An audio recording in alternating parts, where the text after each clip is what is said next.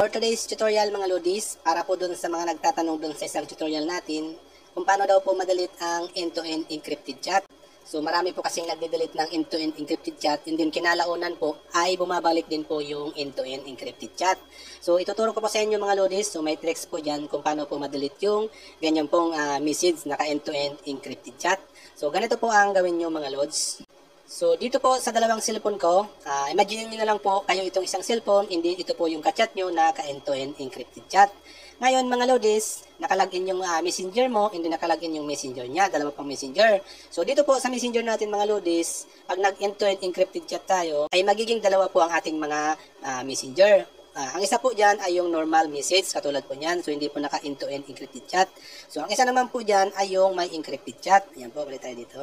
Itong isa po ay naka-encrypted chat. Ayan po. So, malalaman nyo naman po kung naka-encrypted yan, ay meron po yan na end-to-end encrypted chat, or meron din po yan minsan na parang lock po. Ganyan. So, para po ma-delete yan mga lodis, ganito po ang gawin nyo. Ayan. So, siyempre, ang iba po nag-message, sabi nila, wala na daw po yung dating chat nila. So, limbawa, na-delete na yung dating chat nila. Ganyan. Delete natin yan. Ayan. Long press lang natin. And then, deleted na yan. So, dito mga lods, so marami ang nagko-comment. Kahit daw nilong press na nila yan, ganyan po. Hindi nalabas po yung delete na yan. Hindi na-delete na po nila. Yan po. Yan po, wala na po yung message. Ngayon, pag nag-message pa rin po yung ka-chat nila, dumadating po pa rin sa kanila ay naka-encrypted chat. Okay? So, halimbawa po ito. Isang to. Ayan. Pag nag-message siya dito, lodis, bawa yung ka-chat nyo, nag-message pa rin dito sa encrypted chat na to. Ganyan. Kung nag-message na ganyan, ganyan. And then, sinend niya. So, dito po mga lodis, marireceive mo po yan ay naka-encrypted chat pa rin. Ganyan. Ayan. Napansin nyo, naka-encrypted chat. So, dapat mga lodis, ang gagawin nyo, sabihan nyo po yung ka-chat nyo na wag pong mag-reply doon sa end-to-end encrypted chat. Or, i-delete na rin po yung message na yon. So, halimbawa po ito, dito sa ka-chat nyo. May dalawa din pong message yan mga lodis. Ang normal message, ganyan. And then, ang encrypted chat. Ayan po. So, sabihan nyo po na wag po ditong mag-reply or wag po ditong mag-message. So, ang iba naman po, wala na din daw po yung normal message na ganyan.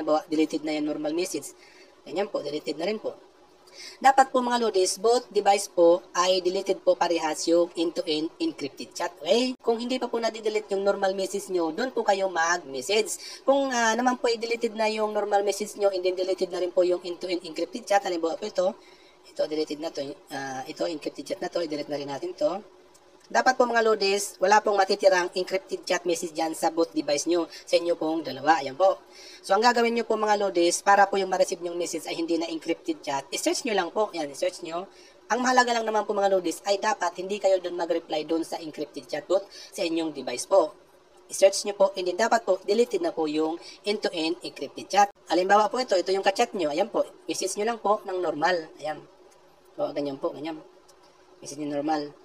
So, dito mga lods, marireceive nyo or marireceive niya po, normal din po yun mga lods. Yan.